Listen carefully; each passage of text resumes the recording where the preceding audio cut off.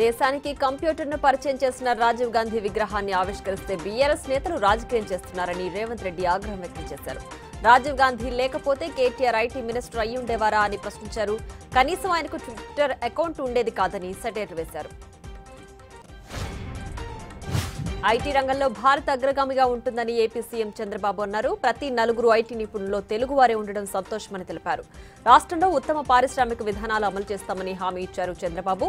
Manufacturing ఎకోసిస్టమ్ను promote చేయాల్సిన అవసరం ఉందని తెలిపారు.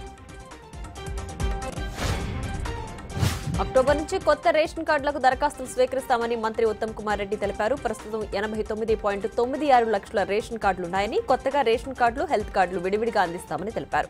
రేషన్ కార్డుల జారీకి సంబంధించిన తుది ప్రక్రియ నెలాఖరులోగా పూర్తి చేస్తామని స్పష్టం చేశారు. అర్హులైన ప్రతి కుటుంబానికి అందిస్తామని తెలిపారు. తెలంగాణ సచివాలయంలో రాజీవ్ గాంధీ విగ్రహం ఆవిష్కరించడంపై బీఆర్ఎస్ ఆగ్రహం వ్యక్తం చేస్తోంది. ప్రభుత్వ నిర్ణయాన్ని వ్యతిరేకిస్తూ కేటీఆర్ నిరసనలకు పిలుపునిచ్చారు. రాష్ట్ర వ్యాప్తంగా ఉన్న తెలంగాణ తల్లి విగ్రహానికి పాలాభిషేకం చేయాలని పార్టీ శ్రేణులను ఆదేశించారు.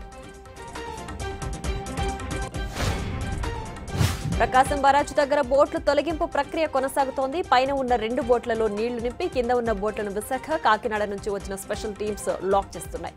లాక్ పూర్తయిన తరువాత పైన ఉన్న బోట్ల నుంచి నీటిని తొలగించి బయటకు తీసేందుకు ప్రయత్నిస్తున్నారు. లైంగిక వేధింపుల ఆరోపణలతో జానీ మాస్టర్ కు తలనొప్పులు మొదలయ్యాయి. పార్టీ కార్యక్రమాల్లో పాల్గొనొద్దని జనసేన పార్టీ ఆదేశించింది. మరోవైపు కొరియోగ్రాఫర్స్ అసోసియేషన్ ఆయన్ను సస్పెండ్ చేయాలని నిర్ణయం తీసుకున్నట్లు తెలుస్తోంది. రేపు కొరియోగ్రాఫర్స్ అత్యవసర సమావేశం జరగనుంది.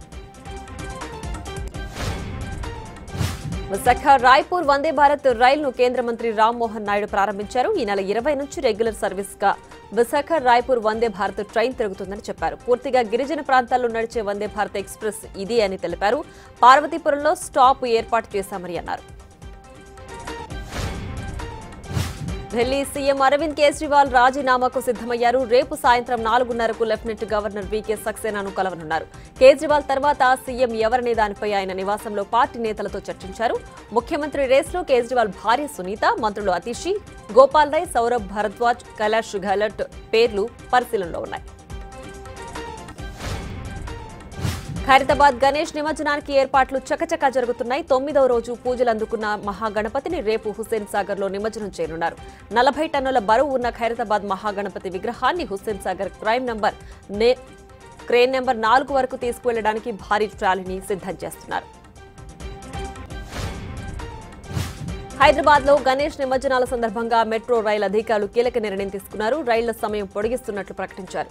సోమ, మంగళవారం అర్ధరాత్రి 2 గంటల వరకు సేవలు అందుబాటులో ఉంటాయని తెలిపారు. అన్ని మార్గాల్లో అర్ధరాత్రి 1 గంటకు చివరి రైలు బయలుదేరుతుందని చెప్పారు.